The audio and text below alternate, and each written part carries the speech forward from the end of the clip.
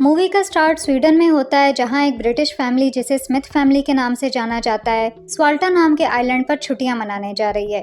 باپ کا نام رچرڈ اور ماں کا نام سوزن ہے، اور ان کے ساتھ ان کی بیٹی جیسی اور بیٹا سیم بھی ہیں۔ سفر کے دوران سوزن ذکر کرتی ہے کہ 1824 میں سوالٹا جزیرے کے باشندوں نے ایک جان لیوا فلو وبا کے خوف سے خود کو قرنطینہ کر لیا تھا۔ اس کے نتیجے میں بڑے پیمانے پر قحط پڑ گیا، جس کی وجہ سے وہاں کے لوگ زندہ رہنے کے لیے انسانوں کو کھانے لگے۔ آخر قرنطینہ ختم کر دیا گیا، لیکن پھر بھی جزیرے کی ڈارک ہسٹری نے ایک منفرد روایت کو جنم دیا۔ ہر 10 سال بعد 8 گھنٹے لمبا ایک فیسٹیول منایا جاتا ہے جسے کرنتان یعنی قرنطینہ کہا جاتا ہے۔ اس فیسٹیول میں تھیٹر پرفارمنس کے ذریعے اپنے آباء و اجداد کی قربانیوں کو خراج تحسین پیش کیا جاتا ہے۔ وہ فیملی جلد ہی ساحل کے قریب ایک کیفے پر رک جاتی ہے، جہاں مالک کا رویہ ناخوشگوار معلوم ہوتا ہے۔ کھانے کا آرڈر دیتے ہوئے سوزن ہلکی پھلکی بات چیت کرنے کی کوشش کرتی ہے اور پوچھتی ہے کہ کیا اس کے بچے ہیں، لیکن وہ آدمی بدتمیزی سے جواب دیتا ہے کہ وہ مر چکے ہیں۔ اسی دوران سیم اور جیسی کیفے کی چھان بین کرتے ہیں اور ایک بڑا سمندری پرندہ دیکھتے ہیں جس کا سر بھیانک انداز میں کٹا ہوا ہوتا ہے، اور وہ اس کی پکچر کھینچ لیتے ہیں۔ بعد میں جب اسمتھ فیملی سوالٹا جانے والی فیری کے بارے میں پوچھتی ہے تو کیفے کا مالک حیرت سے اپنی پلیٹ گرا دیتا ہے۔ وہ انکشاف کرتا ہے کہ قرنطان کے دوران وہاں جانا منع ہے۔ وہ یہ بھی بتاتا ہے کہ جزیرے پر کوئی ہوٹل نہیں ہے، لیکن رچرڈ اسے وہ پرائیویٹ گھر دکھاتا ہے جو انہوں نے میٹس لارسن نام کے ایک آدمی سے بک کیا ہے۔ اس کے باوجود کیفے کا مالک انہیں سختی سے منع کرتا ہے کہ وہ وہاں نہ جائیں، کیونکہ اس جزیرے کے باشندے مہمانوں کو پسند نہیں کرتے اور شاید انہیں کھا بھی سکتے ہیں۔ لیکن وہ سب سوچتے ہیں کہ وہ مذاق کر رہا ہے، کیونکہ وہ اتنا سفر طے کر کے آئے ہیں اور قرنطان ضرور دیکھیں گے۔ کچھ لمحوں بعد وہ دور سے ایک فیری کی آواز سنتے ہیں اور کیفے سے نکلنے کے لیے تیار ہو جاتے ہیں۔ بدتمیز کیفے کا مالک ایک بار پھر رچرڈ کو جزیرے پر نہ جانے کی وارننگ دیتا ہے، لیکن رچرڈ بے فکر نظر آتا ہے۔ پھر وہ سب ڈاک کی طرف جاتے ہیں اور سوالٹا کے لیے 4 ٹکٹس کی ریکویسٹ کرتے ہیں، لیکن ٹکٹ بیچنے والی عورت بھی ان کی منزل سن کر حیران رہ جاتی ہے۔ یہاں رچرڈ کو یاد آتا ہے کہ اس نے اپنا والیٹ کیفے میں چھوڑ دیا ہے، اس لیے وہ اسے لینے واپس جاتا ہے۔ تھوڑی دیر بعد رچرڈ والیٹ لے کر واپس آتا ہے اور سبھی جوش کے ساتھ فیری پر سوار ہو جاتے ہیں، لیکن وہ عجیب محسوس کرتے ہیں جب مقامی لوگ انہیں خوفناک نظروں سے گھورنے لگتے ہیں۔ پھر ایک گنجا اور خوفناک نظر آنے والا آدمی سوزن کو ایک ڈرنک پیش کرتا ہے۔ رچرڈ مداخلت کرنے کی کوشش کرتا ہے، لیکن وہ آدمی اسے گالیاں دینے لگتا ہے۔ اب کچھ دیر بعد وہ فیملی سوالٹا جزیرے پر اترتی ہے، لیکن وہ حیران رہ جاتے ہیں جب دیکھتے ہیں کہ پوری برادری بندرگاہ پر جمع ہے۔ جزیرے کے باشندے بہت ناخوش نظر آتے ہیں اور ان کی لیڈر کلارا پوچھتی ہے کہ وہ کون ہیں اور یہاں کیوں آئے ہیں۔ وہ وضاحت کرتے ہیں کہ وہ چھٹیاں منانے آئے ہیں اور قرنطان کا کھیل دیکھنا چاہتے ہیں۔ ایک نوجوان لڑکا جس کا نام انگمار ہے دعویٰ کرتا ہے کہ کوئی بھی ان کے آنے سے خوش نہیں ہے اور انہیں فوراً چلے جانا چاہیے، لیکن وہ انکار کر دیتے ہیں۔ یہاں تک کہ سوزن یہ بھی ظاہر کرتی ہے کہ اس کا جزیرے سے ذاتی تعلق ہے، کیونکہ اس کا ایک آباء و اجداد ان بہادر آفیسرز میں سے تھا جنہیں 200 سال پہلے جزیرے والوں نے قتل کر دیا تھا۔ یہ سنتے ہی غصے سے بھری کلارا سوزن کو فوراً جانے کے لیے کہتی ہے، لیکن تبھی ایک آدمی آتا ہے اور مداخلت کرتا ہے، اور وہی میٹس لارسن نکلتا ہے جو ان کے پرائیویٹ گھر کا میزبان ہے۔ جب کمیونٹی کو پتہ چلتا ہے کہ اس نے غیر ملکیوں کو گھر کرائے پر دیا ہے تو وہ شدید غصے میں آ جاتے ہیں، لیکن میٹس انکشاف کرتا ہے کہ وہ گھر اس کی ماں کا ہے اور اسے کسی سے اجازت لینے کی ضرورت نہیں ہے۔ تھوڑی سخت بحث کے بعد کلارا بے دلی سے غیر ملکیوں کو رہنے کی اجازت دے دیتی ہے، لیکن وارن کرتی ہے کہ وہ صرف کچھ دن رہیں گے۔ اس کے بعد میٹس فیملی کو ان کے کرائے کے گھر تک لے جاتا ہے، اور اس دوران وہ جیسی میں دلچسپی لیتا ہوا نظر آتا ہے۔ پھر وہ خوفناک آدمی بتاتا ہے کہ یہ اس کی ماں کا گھر تھا اور اسے 10 سال پہلے سر قلم کر کے اسی چیئر پر قتل کر دیا گیا تھا جہاں اس وقت رچرڈ بیٹھا ہے۔ یہ سن کر وہ سب حیران ہو جاتے ہیں۔ میٹس کے جانے کے بعد حد سے زیادہ پرسکون فیملی سامان کھولنے لگتی ہے اور جیسی آرام کے لیے نہانے چلی جاتی ہے، لیکن اسی دوران اسے آئینے سے عجیب و غریب آوازیں سنائی دیتی ہیں، مگر وہ سمجھ نہیں پاتی کہ یہ کیا ہے۔ اس رات اسمتھ فیملی کی نیند قریبی شور سے خراب ہو جاتی ہے۔ رچرڈ اور سوزن باہر جاتے ہیں جہاں وہ دیکھتے ہیں کہ جزیرے کے لوگ آگ کی مشعلیں لیے جمع ہیں۔ پریشان ہو کر سوزن ان سے کہتی ہے کہ وہ یہ فضول حرکتیں بند کریں، کیونکہ ان کے بچے اندر سو رہے ہیں، لیکن جزیرے کا ایک باشندہ دروازے پر ایک رکون کی لاش پھینک دیتا ہے اور پھر وہ آخر چلے جاتے ہیں۔ یہ دیکھ کر رچرڈ اور سوزن گھبرا جاتے ہیں اور سوچنے لگتے ہیں کہ کیا انہوں نے یہاں آ کر کوئی غلطی کی ہے۔ یہاں ہم یہ بھی دیکھتے ہیں کہ لیڈر کلارا چھپ کر ان دونوں کو دیکھ رہی ہے۔ اگلی صبح کرنتان میں صرف ایک دن باقی رہ جاتا ہے۔ جیسی اپنے باپ سے شیئر کرتی ہے کہ اسے محسوس ہوتا ہے جیسے کوئی گھر کے اندر ان پر نظر رکھے ہوئے ہے۔ وہ بتاتی ہے کہ نہاتے وقت اسے ایک بڑے آئینے کے پیچھے سے آوازیں آ رہی تھیں۔ ان دونوں کو یہ پتہ نہیں ہوتا کہ کوئی خفیہ کمرے میں بیٹھا مانیٹرز کے ذریعے CCTV فوٹیج دیکھ کر ان پر نظر رکھ رہا ہے۔ کچھ دیر بعد ریچرڈ میڈس کے گھر جاتا ہے اور اسے پچھلی رات پیش آنے والے واقعے کے بارے میں بتاتا ہے۔ وہ اسے مردہ رکون بھی دے دیتا ہے جو جزیرے والوں نے ان کے گھر پر پھینکا تھا۔ ریچرڈ اپنی مایوسی کا اظہار کرتا ہے اور کہتا ہے کہ میڈس کے دعووں کے باوجود وہ یہاں آنے کے بعد سے صرف دھمکیاں اور ناپسندیدگی ہی محسوس کر رہے ہیں۔ وہ اس جگہ کے بارے میں نیگیٹو ریویو لکھنے کا فیصلہ کرتے ہیں، جس پر میڈس پریشان ہو جاتا ہے اور کمیونٹی سے بات کرنے کا وعدہ کرتا ہے۔ دوپہر میں اسمتھ فیملی جزیرے کی سیر کرتی ہے اور کچھ پکچرز لیتی ہے۔ دوسری طرف ہم دیکھتے ہیں کہ ساحل کے کیفے کا مالک اور اس کی بیوی بے رحمی سے قتل ہو چکے ہیں۔ ادھر ریچرڈ اور سوزن کشتیوں کو جزیرے پر 4 خالی تابوت لاتے دیکھتے ہیں جو انہیں الجھن میں ڈال دیتے ہیں۔ کچھ دیر بعد ایک ڈیٹیکٹیو فورسبرگ جزیرے پر پہنچتا ہے اور بندرگاہ کے نگران سے بات کرتا ہے۔ وہ اسے کیفے کے مالک کی موت کے بارے میں بتاتا ہے اور شک کا اظہار کرتا ہے کہ اس واقعے میں ایک انسان ملوث ہو سکتا ہے جس کا نام یوہان ہے۔ یہاں پتہ چلتا ہے کہ یوہان وہی گنجا آدمی ہے جو فیری میں تھا اور وہ ایک خطرناک مجرم ہے جو حال ہی میں جیل سے رہا ہوا ہے۔ ڈیٹیکٹیو اندازہ لگاتا ہے کہ وہ مزید قتل کرنے کے ارادے سے آزاد گھوم رہا ہے، اس لیے کمیونٹی کو وارن کرنا ضروری ہے۔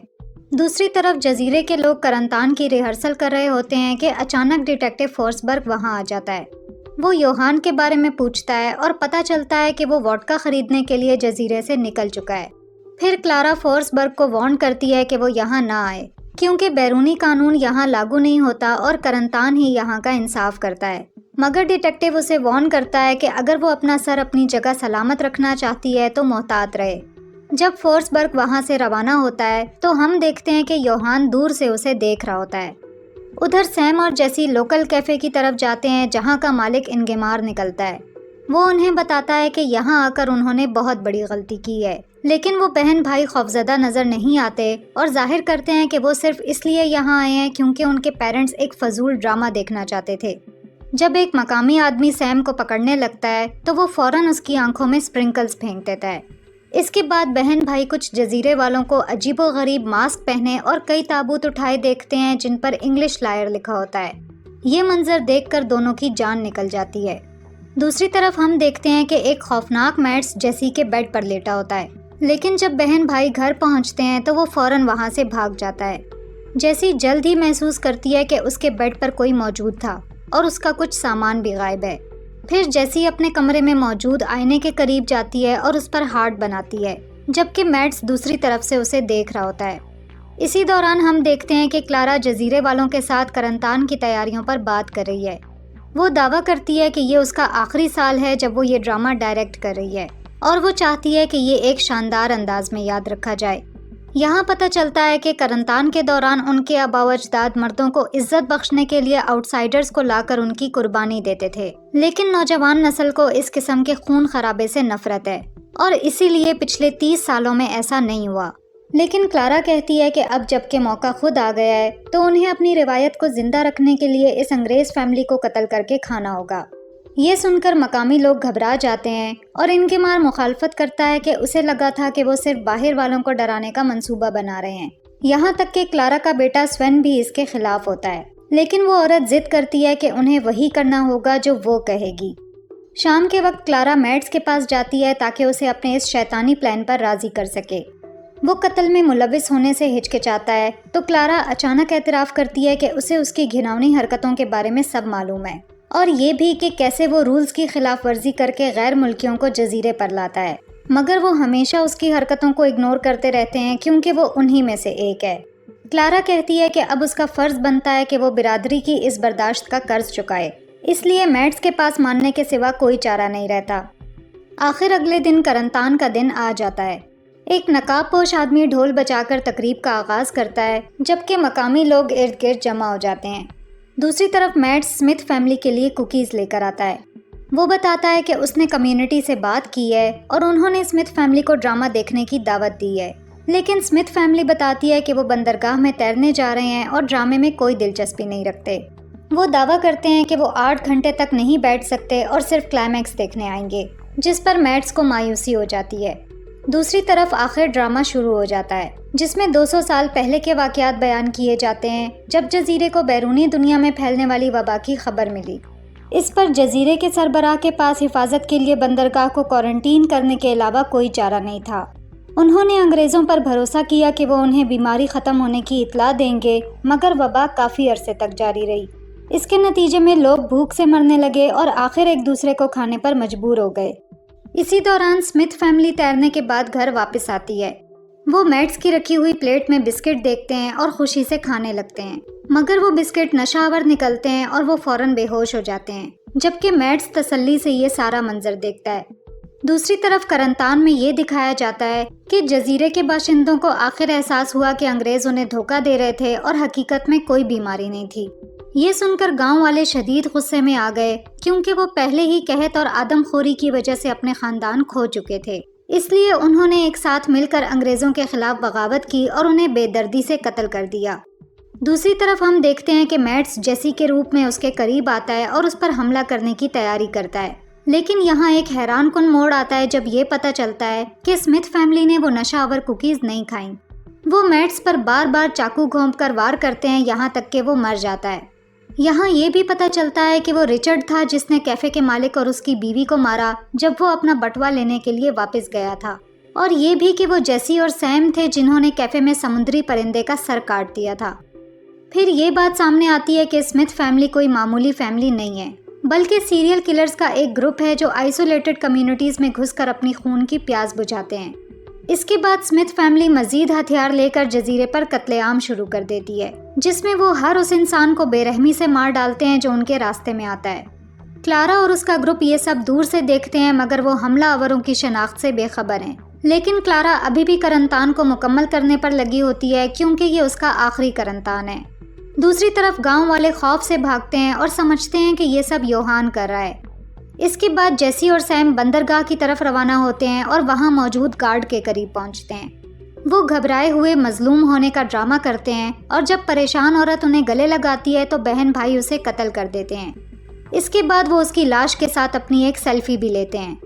کچھ دیر بعد سوین بندرگاہ پر پہنچتا ہے اور گارڈ کی لاش دیکھ کر گھبرا جاتا ہے۔ وہ فوراً ایک فلیئر گن اٹھاتا ہے اور آسمان کی طرف فائر کرتا ہے جس سے رات سرخ روشنی میں نہا جاتی ہے۔ فلیئر دیکھ کر رچرڈ اور سوزن سمجھ جاتے ہیں کہ پولیس جلد پہنچ جائے گی، لیکن وہ بغیر کسی پریشانی کے آرام سے گانا گاتے رہتے ہیں۔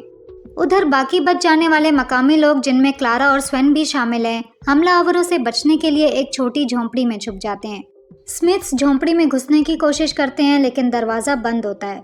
تبھی رچرڈ لکڑی کے تختوں میں چاقو گھونپ دیتا ہے جس سے کلارا زخمی ہو جاتی ہے، لیکن اس لمحے تک بھی کلارا نہیں جانتی کہ ان پر حملہ کرنے والے کون ہیں۔ پھر سوین رچرڈ کو بھی چاقو مار دیتا ہے لیکن شدید زخم کے باوجود وہ بالکل ٹھیک نظر آتا ہے۔ آخر اسمتھ فیملی جھونپڑی میں گھس جاتی ہے لیکن تب تک کلارا اور سوین فرار ہو چکے ہوتے ہیں اور باقی لوگ ان خونخوار قاتلوں کا سامنا کرنے کے لیے رہ جاتے ہیں۔ اس دوران اسمتھ فیملی بے رحمی سے جزیرے کے باشندوں کو قتل کرتی رہتی ہے جن میں کم عمر انگمار بھی شامل ہوتا ہے۔ دوسری طرف ڈیٹیکٹیو فورسبرگ کو جزیرے پر ہونے والے قتل عام کی خبر ملتی ہے۔ دوسرا آفیسر فورسبرگ کو انفارم کرتا ہے کہ یوہان کو جزیرے پر دیکھا گیا ہے اور شک ہے کہ وہی اس قتل عام کے پیچھے ہے۔ اسمتھ فیملی تقریباً سب کو مارنے کے بعد لاشوں کو اکٹھا کرتی ہے اور انہیں آگ لگا دیتی ہے۔ رچرڈ اور سوزن بات کرتے ہیں کہ جلی ہوئی انسانی لاشوں کی بدبو انہیں اپنے ہنی مون کی یاد دلاتی ہے۔ اسی دوران سیم کا اپنے باپ سے کسی خاص وجہ کے بغیر پھر جھگڑا ہو جاتا ہے اور یہ رچرڈ کو اتنا غصہ دلاتا ہے کہ وہ سیم کی گردن میں چھرا گھونپ کر اسے مار دیتا ہے۔ سوزن اور جیسی بہت آرام سے رچرڈ سے پوچھتی ہیں کہ اس نے ایسا کیوں کیا، لیکن رچرڈ جواب دیتا ہے کہ اسے یہ کرنا پڑا کیونکہ سیم پورے سفر کے دوران اس کے ساتھ بدتمیزی کر رہا تھا۔ جیسی کہتی ہے کہ اب اسے کوئی اور انسان ڈھونڈنا پڑے گا جو اس کا بھائی بن سکے، جس سے پتہ چلتا ہے کہ سیم کبھی اس فیملی کا حصہ نہیں تھا بلکہ صرف ایک بھاڑے کا ٹٹو تھا۔ دوسری طرف سوین اپنی ماں سے کہتا ہے کہ وہ جزیرے سے فرار ہو جائے، لیکن کلارا ضد کرتی ہے کہ اسے اپنا آخری کرنتان مکمل کرنا ہوگا۔ کوئی اور راستہ نہ ہونے پر سوین اس کی مدد کرنے کا فیصلہ کرتا ہے اور اپنی بندوق لینے کے لیے گھر کی طرف روانہ ہوتا ہے۔ اسی دوران اسمتھ فیملی میٹس کے گھر پہنچتی ہے اور وہ لوگ وہاں ایک کمرہ دیکھتے ہیں جو CCTV کیمروں سے بھرا ہوا ہوتا ہے۔ انہیں یہ جان کر گھن آتی ہے کہ وہ ان پر مسلسل نظر رکھ رہا تھا۔ وہ ایک خفیہ دروازہ بھی دیکھتے ہیں جو ان کے کرائے کے گھر کی طرف جاتا ہے۔ اور ریچرڈ اس راستے سے جانے کا فیصلہ کرتا ہے۔ کچھ دیر بعد جیسی کرائے کے گھر کے سامنے کے دروازے سے انٹر ہوتی ہے، لیکن سوین فوراً اس پر گولی چلا دیتا ہے۔ چوٹ کے باوجود وہ معصوم ہونے کا ڈرامہ کرتی ہے اور سوین اور کلارا کو بتاتی ہے کہ میٹس لارسن پاگل ہو گیا تھا اور اس نے اس کے بھائی اور باپ کو قتل کر دیا۔ جیسی کہتی ہے کہ میٹس ابھی بھی گھر میں ہو سکتا ہے، اس لیے سوین اپنی شاٹ گن اٹھاتا ہے اور اوپر جانے لگتا ہے تاکہ اسے ڈھونڈ سکے۔ اس دوران کلارا جیسی پر شک کرتی رہتی ہے، لیکن جیسی کا نازک اور معصوم رویہ آخر اسے قائل کر لیتا ہے۔ کچھ لمحوں بعد سوزن دروازے کو دھکیل کر اندر آتی ہے اور سوزن اور جیسی مل کر ڈرامہ کرتی ہیں۔ دوسری طرف سوین گھر میں گھوم رہا ہوتا ہے اور جیسی کے کمرے میں انٹر ہوتا ہے۔ یہاں اسے میٹس کی ٹکڑے ٹکڑے کی ہوئی لاش ملتی ہے۔ وہ سمجھ جاتا ہے کہ جیسی نے اس سے جھوٹ بولا تھا۔ پھر وہ آگے بڑھتا ہے اور ایک دوسرے کمرے میں ریچرڈ کو پڑا ہوا دیکھتا ہے، لیکن پھر اچانک ریچرڈ اس کی گردن پر چاقو سے وار کرتا ہے اور سوین مرتے مرتے گولی مار کر ریچرڈ کا ہاتھ اڑا دیتا ہے۔ اس کے بعد ریچرڈ اپنے کٹے ہوئے ہاتھ کے ساتھ نیچے آتا ہے۔ آخر اسمتھ فیملی اپنا ڈرامہ بند کر دیتی ہے اور یہ ظاہر کرتی ہے کہ وہی اس قتل عام کے ذمہ دار ہیں۔ یہ انکشاف کلارا کو غصہ دلاتا ہے اور وہ برطانویوں کو بڑا دھوکے باز قرار دیتی ہے اور کہتی ہے کہ تاریخ صرف اپنے آپ کو دہرا رہی تھی۔ وہ ایک چاقو اٹھاتی ہے، لیکن اچانک پولیس آفیسر فورس برگ اس کے سر میں گولی مار دیتا ہے، جس نے غلطی سے یہ سمجھا کہ کلارا معصوم ٹورسٹ پر حملہ کر رہی تھی۔ اسمتھ فیملی ایک بار پھر معصوم ہونے کا ڈرامہ کرتی ہے اور ان کو جزیرے سے روانہ ہونے کے لیے بندرگاہ کی طرف لے جایا جاتا ہے۔ یوہان، جسے اس بات کا کوئی علم نہیں تھا کہ کیا ہوا ہے، ایک قریبی کشتی پر سو رہا ہوتا ہے۔ پولیس کو یقین ہوتا ہے کہ وہی قتل عام کا ذمہ دار ہے اور اسے دیکھتے ہی گولی مار کر قتل کر دیتی ہے۔ آخری سین میں اسمتھ فیملی خوشی سے جشن مناتی ہے کہ وہ سب کچھ کرنے کے بعد بھی آسانی سے بچ کر نکل گئے ہیں، اور یہاں مووی ختم ہو جاتی ہے۔ مووی پسند آئی ہو تو ویڈیو پر لائک اور کمنٹ ضرور کریں، اور ایسے ہی مووی ریکیپس دیکھنے کے لیے چینل کو سبسکرائب کریں۔ Thanks for watching.